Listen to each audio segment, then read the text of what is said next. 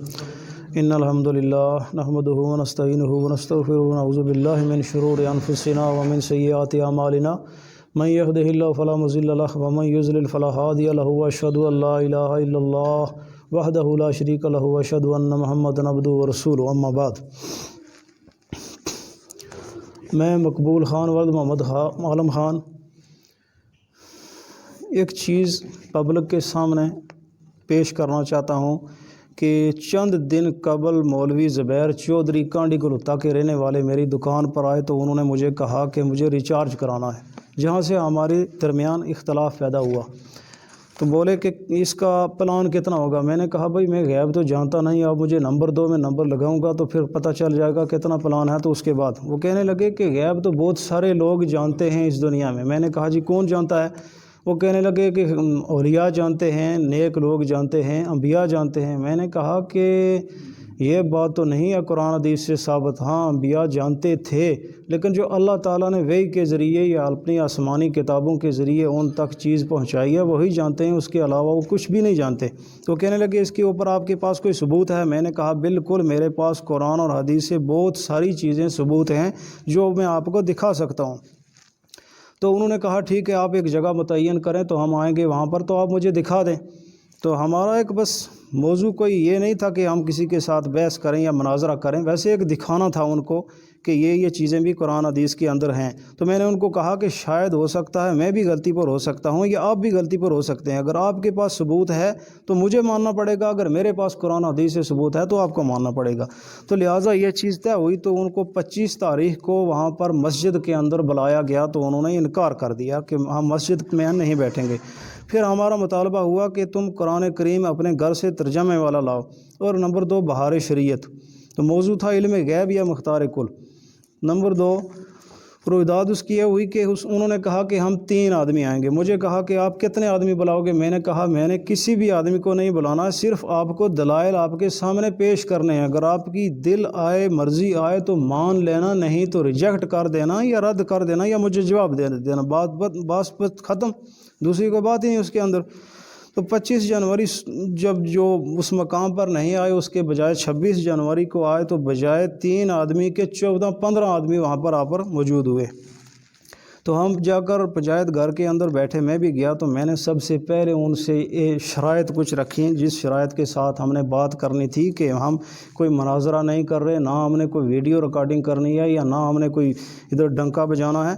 تو میں نے ان سے کہا کہ مجھے آپ پہلے بات کرنے دیں، چاہے 10 منٹ، 15 یا 20، 25، 30 منٹ جو بھی لگیں گے۔ 4 پیج ہیں بروچر کے میرے پاس، اس کے اندر قرآن کی آیات اور حدیث جو ہے وہ باحوالہ لکھی ہوئی ہیں، یہ میں آپ کے سامنے پیش کروں گا۔ پہلے میری بات کو آپ سنیں آخر تک، لاسٹ تک، اس کے بعد آپ کی مرضی، چاہے ماننا، رد کرنا یا مجھے جواب دینا۔ پھر میں بھی آپ کی بات بیٹھ کر، چاہے مجھے گھنٹہ بیٹھنا پڑے، 2 گھنٹے بیٹھنا پڑے، بات آپ کی سن کے جاؤں گا۔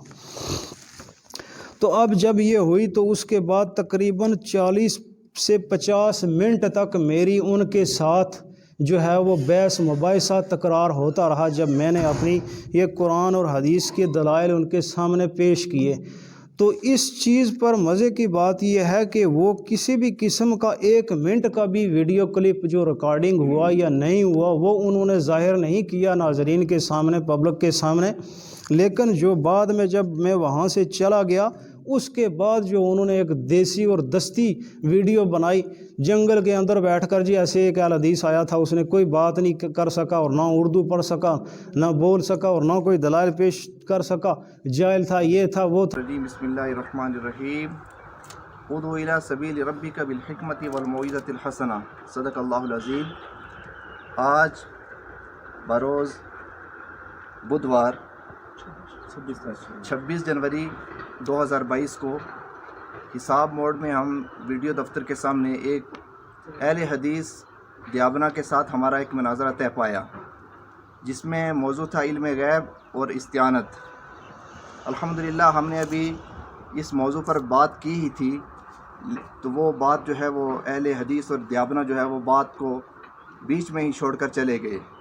لہٰذا وہ اتنا جاہل آدمی تھا کہ وہ اردو بھی پڑھنا نہیں جانتا تھا، تو اس نے ہمیں مناظرے کی دعوت دی۔ الحمدللہ ہم کتابوں کے ساتھ اور حوالے کے ساتھ اور علماء اہل سنت کے ساتھ یہاں حاضر ہوئے، وہ بھی آئے جب وہ اپنے موقف کو ثابت نہیں کر پائے تو وہ ہمارے بیچ سے، یہ بزرگ ہیں یہاں پہ، تو ہمارے بیچ ابھی وہ نہیں ہے، ابھی یہاں سے اٹھ کے وہ چلے گئے. تو انہوں نے آخر میں یہ آیت پڑھی کہ لکم دینکم ولی دین، کہ تمہارا دین تمہارے لیے اور ہمارا دین ہمارے لیے، جب ان کو موقف ثابت نہیں ہوا.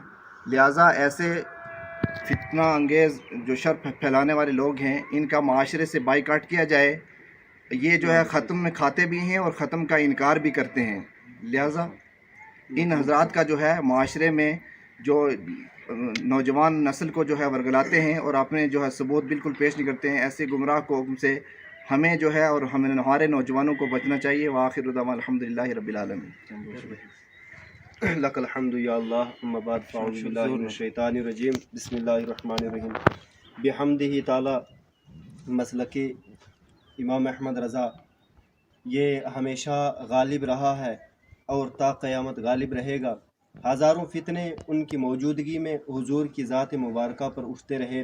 اس کے بعد انہوں نے ایک سیر حاصل گفتگو کی، جس کا نتیجہ یہ ہوا کہ وہ وہابی یا کسی دوسرے فرقے کو ایک جوتے کی مار کے مثل ثابت ہوتا ہے، جس سے وہ ہمیشہ بھاگتے رہتے ہیں. اسی طرح ایک اہل حدیث کا ہمارے ساتھ آج یہاں گفتگو شنید کافی دیر چلتی رہی. اس نے ہمیں بلایا تھا، بہرحال ہم حاضر ہوئے رسول اللہ کے دین کی نشر و اشاعت کے لیے، اور اپنے منہ کی کھا کے وہ یہاں سے چلا گیا. اور اس شخص کا نام ہے مقبول خان، حساب موڑ کا رہنے والا ہے. میری تمام غلامان اہل سنت سے گزارش ہے، میں گزارش کرتا ہوں کہ ایسے لوگوں سے بالکل دور رہیں اور ان سے بالکل قطع تعلق کریں، کسی طرح کا کوئی رابطہ بھی نہ رکھیں. وآخر دعوانا. جیسے کہ آپ نے مفتی ظاہر صاحب سے سنا، مولانا زبیر صاحب سے، حافظ عرفات صاحب اور ہمارے تمام احباب یہاں حاضر ہوئے. تو جو مقبول حسین خان تھا وہ یہاں سے بھاگ گیا ہے. تو بات یہاں یہ ہے کہ میں جتنے بھی ان کے پکھنڈی اہل حدیث ہیں، میں یہ کہوں گا ان سے کہ آ جاؤ، کسی کو تو کوئی عالم آئے ان کا، ایسے جاہلوں کو یہاں نہ آنا چاہیے. اور نہ ان کی بات سمجھ آتی ہے کہ کل کا مطلب کیا ہوتا ہے. یعنی تم اور انہیں اس کا یہ علم ہی نہیں ہے، اس بندے کو سمجھ نہیں آتی ہے، اردو یہ پڑھنا نہیں جانتا اور بحث کرنے چلے آیا. تو میں لہٰذا تمامی حضرات سے گزارش کروں گا کہ ایسے فتنہ انگیز بندوں سے بچیں اور اپنے احباب اور آنے والی نسل کو بچائیں. اور میں گزارش کروں گا کہ جو بھی ان کا بڑا مفتی یا چمچہ ہے ان کا بڑا اہل حدیثوں کا، وہ آ کر یہاں مناظرہ کر لے. تو اسی پہ ہم اپنی بات کو ختم کرتے ہیں، اور اس کو زیادہ سے زیادہ آپ آگے پھیلائیں تاکہ ان کے جو پکھنڈی بابا ہیں بڑے، ان تک یہ بات پہنچ سکے اور ہمارے پاس یہاں حاضر ہو جائیں. ہم کسی مفتی کو نہیں بلائیں گے، ہم یہیں حاضر ہیں. شکریہ. وہ سامنے بنا کے تو اس میں جو ہے وہ فیس بک پر بھی یوٹیوب پر بھی اپلوڈ کر دیا. تو بڑے افسوس کی بات یہ ہوتی ہے کہ اگر تم سچے ہو تو سب سے پہلی چیز یہ جو میرے اور تمہارے درمیان مکالمہ ہوا، بحث و مباحثہ ہوا، وہ ویڈیو کہاں ہے؟ اگر ویڈیو نہیں تو ریکارڈنگ تو ہونی چاہیے تمہارے پاس، جبکہ تم پورے ساز و سامان کے ساتھ پوری پلاننگ کے ساتھ گئے تھے. میں تو ایک واحد تھا، میرے پاس موبائل بھی نہیں تھا، نہ میرے پاس کوئی پلاننگ تھی. تو اگر تم سچے ہو تو وہ کہاں پر گئی؟ تو سوال یہ ہے ناظرین سے، میرا ایک سوال یہ ہے کہ آسمانی مذاہب کو ماننے والے تمام لوگ اس بات پر یقین رکھتے ہیں کہ تمام انبیاء علیہ السلام تک وہی جبریل علیہ السلام لایا کرتے تھے. اب یہاں دو چیزیں متضاد ہیں، یا انبیاء کو علم غیب مانا جائے، عالم الغیب مانا جائے، یا تو جبریل علیہ السلام، جبریل امین کی وحی لانے کی انکاری کی جائے. اگر جبریل امین کے وحی لانے پر یقین رکھتے ہیں تو پھر انبیاء کے علم غیب کی انکاری کی جائے. دلیل نمبر 2، سورہ آل عمران آیت نمبر 44. پھر دوسری میں نے آیت پیش کی سورہ آل انعام آیت نمبر 50 اور 59. پھر ایک اور آیت پیش کی سورہ الاعراف آیت نمبر 188. اس میں اللہ تعالیٰ نے فرمایا اعوذ باللہ من الشیطان الرجیم قل لا املک لنفسی نفعا ولا ضرا الا ما شاء اللہ ولو کنت اعلم الغیب لاستکثرت من الخیر وما مسنی السوء ان انا الا نذیر وبشیر لقوم یؤمنون. ان ساری آیات کے دلائل اور ترجمے یہ مولوی احمد رضا خان صاحب ہوئے ہیں، کوئی ان کے یہ کنز الایمان ہے. تو جس کو مولانا نعیم الدین صاحب مراد آبادی نے شاید لکھا ہے، اس سے میں نے جو ہے یہ پیش کیے. میں اپنے پاس سے بھی کوئی نہ قرآن لے کے گیا، نہ حدیث لے کے گیا، نہ اور کسی قسم کی کتاب، بلکہ ان سے بھی میں نے یہی مطالبہ کیا کہ آپ اپنے پاس سے جو آپ کے پاس قرآن ترجمے والا ہے اس کو لائیں، اور دوسری وہ بہار شریعت جو ان کی بڑی مضبوط اور بڑی باعزت کتاب جس کو مانتے ہیں وہ لائیں اس میں. تو لہٰذا وہی انہوں نے لائی اور اسی کے مطابق میں نے ان کے سامنے یہ چیزیں پیش کی۔ اس کا ترجمہ آیت تو ہر قرآن کے اندر ایک ہی جیسی ہوگی، لیکن ترجمہ انہی کے قرآن کا، انہی کے مولوی اور انہی کے مسلک کا میں نے پیش کیا۔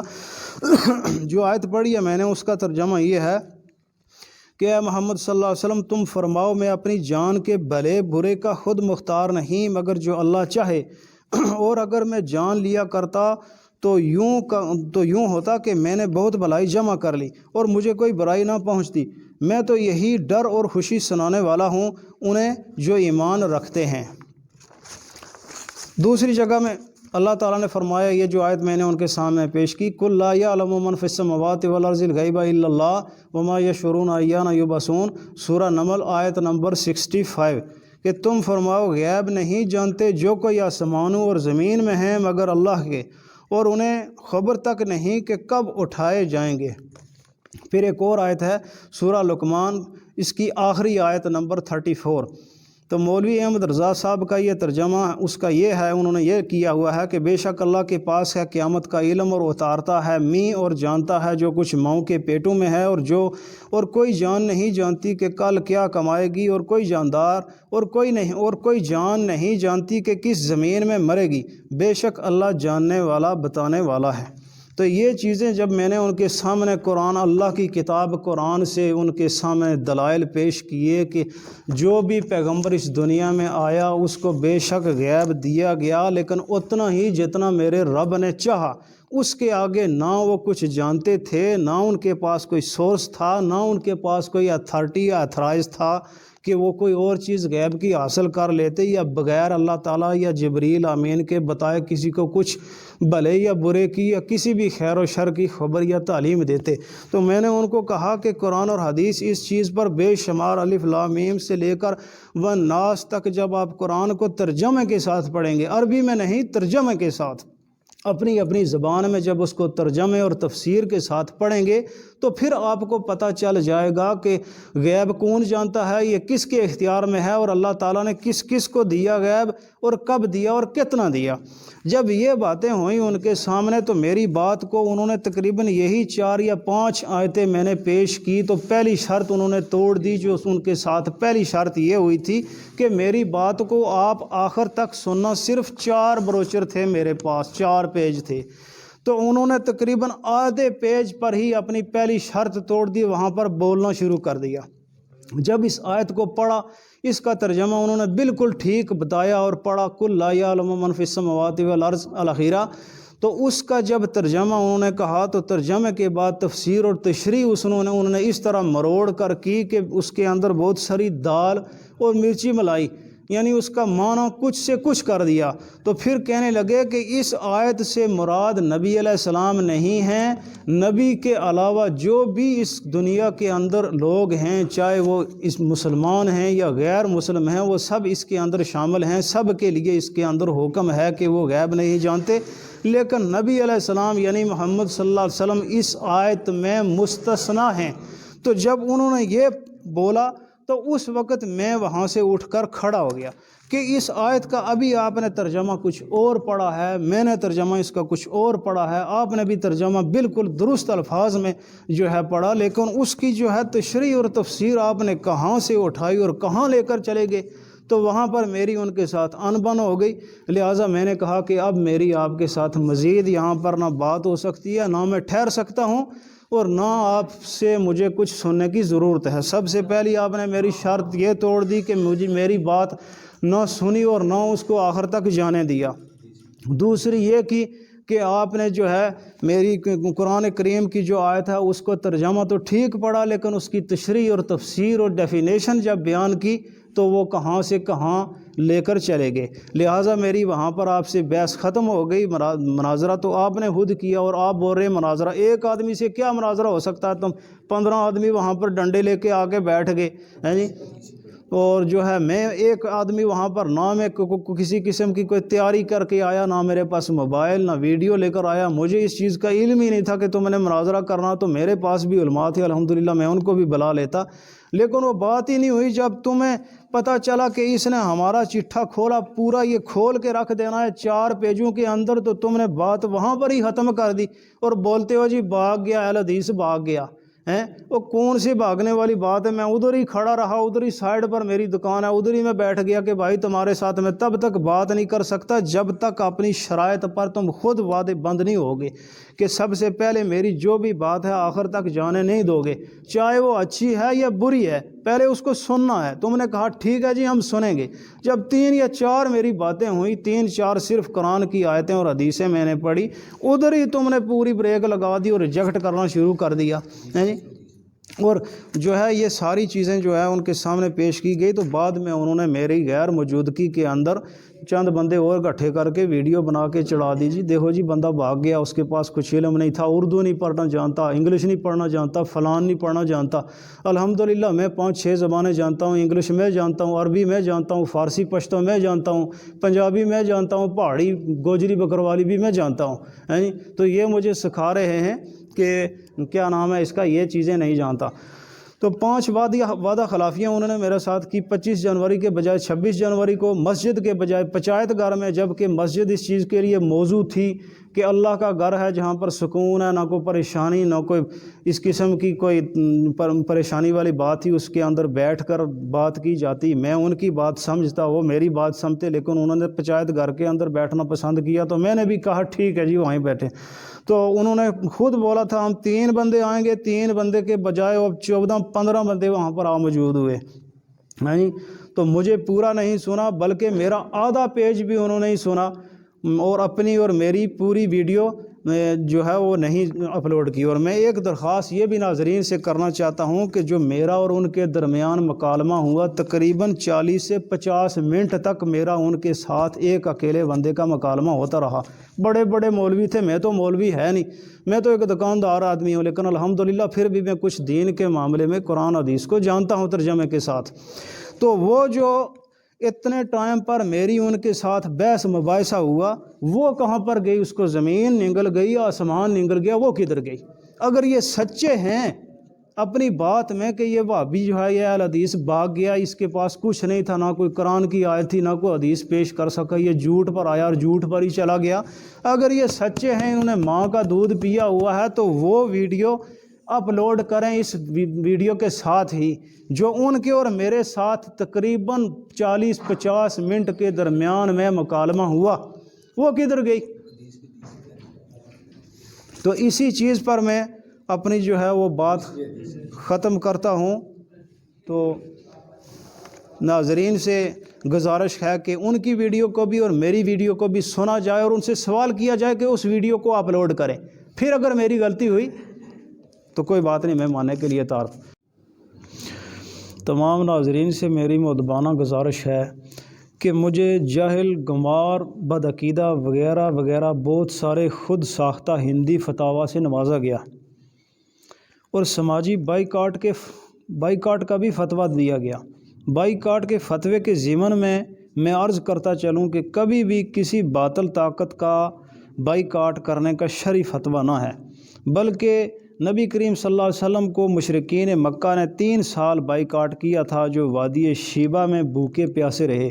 یہ جو ٹیم دین کا دفاع کرنے کے لیے آئی تھی، ذرا ان کے لباس کی طرف میں تمام امت مسلمہ کی توجہ مبذول کرانا چاہتا ہوں کہ یہ پیلا لباس جسے نبی کریم صلی اللہ علیہ وسلم نے پہننے سے منع کیا ہے، کس کی مشابہت ہے؟ اس ضمن میں ایک حدیث پیش کرتا ہوں، قال رسول اللہ صلی اللہ علیہ وسلم من تشبہ بقوم فہو منہ۔ اس کا حوالہ ہے صحیح بخاری اور صحیح مسلم شریف، کہ جس بھی قوم نے کسی قوم کا تشبیہ اختیار کی، اس کا طور طریقہ اختیار کیا، وہ اسی کے اندر اسی کے ساتھ شامل حال ہے۔ وآخر دعوانا الحمد للہ رب العالمین، والسلام علیکم ورحمۃ اللہ وبرکاتہ۔